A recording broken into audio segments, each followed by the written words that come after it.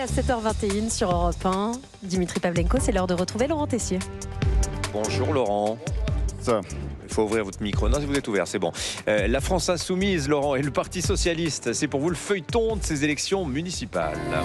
Oui, dimanche, c'est le premier tour des municipales. Et pendant cette campagne électorale, la France insoumise et le Parti socialiste se sont éloignés. Les amis d'hier se sont déchirés. Hier soir, Jean-Luc Mélenchon a pris la parole sur ses réseaux sociaux avec au passage un tacle à son ancien parti. Et aujourd'hui, à l'heure à laquelle nous parlons, il faut bien comprendre quelque chose. Les socialistes sont fondamentalement des opportunistes. C'est-à-dire qu'ils n'ont ni morale, ni ligne.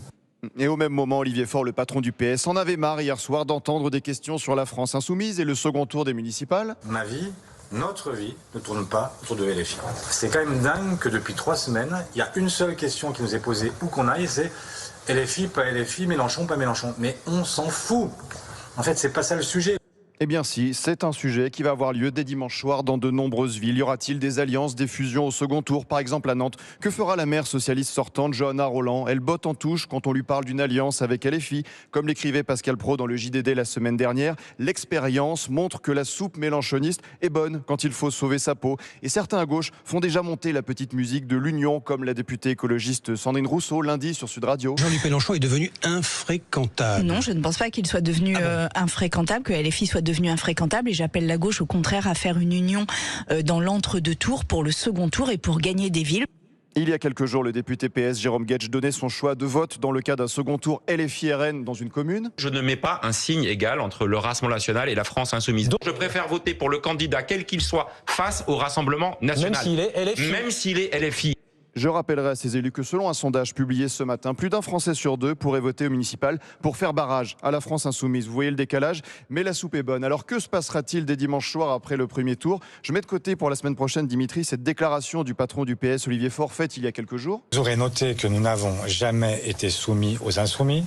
Il n'y a pas eu d'alliance au plan national ni au premier tour. Il n'y en aura pas davantage au second tour.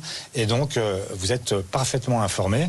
C'est bien noté, mais la soupe mélenchoniste est bonne. L'homme d'affaires de gauche, Mathieu Pigasse, qui a une forte empreinte dans les médias comme le journal Le Monde, a écrit hier en réponse à une publication de Marine Le Pen, je le cite, « Rendez-vous le 23 mars pour votre énième défaite, c'est moi qui vous offrirai le psy et un sourire en plus. Tarif de groupe disponible pour toute la famille », fin de citation.